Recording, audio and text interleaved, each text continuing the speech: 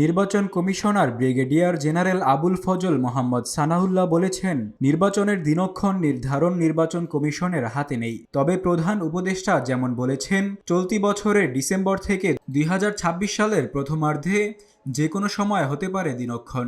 রাজনৈতিক দলগুলোর সঙ্গে আলোচনা করে এই টাইম ফ্রেমকে ধরে নির্বাচন হবে। 26 জানুয়ারি রোববার দুপুরে কুড়িগ্রামের রাজারহাট উপজেলার সরকারি মীর ইসমাইল হোসেন কলেজের হলরুমে নতুন ভোটারদের সঙ্গে মতবিনিময় অনুষ্ঠানে তিনি এসব কথা বলেন।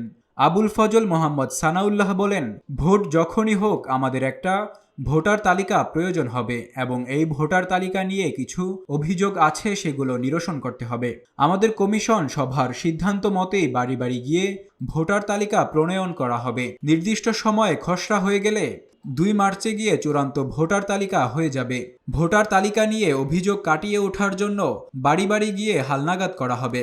ভুয়া ভোটার তালিকা, মৃত ভোটারদের উপস্থিতি, বিদেশি নাগরিকদের উপস্থিতি, দ্বৈত ভোটারদের উপস্থিতি এগুলো কাটিয়ে ওঠার জন্যই ভোটার তালিকা হালনাগাদ করা হচ্ছে।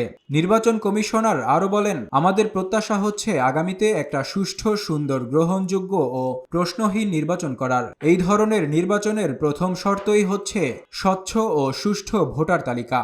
এ সময় কুড়িগ্রামের অতিরিক্ত জেলা প্রশাসক উত্তম কুমার, জেলা নির্বাচন কর্মকর্তা আলমগীর হোসেন, রাজারহাট উপজেলা নির্বাহী কর্মকর্তা আল ইমরান সহ উপজেলা প্রশাসনের কর্মকর্তারা উপস্থিত ছিলেন। Desk report, public post, Dhaka.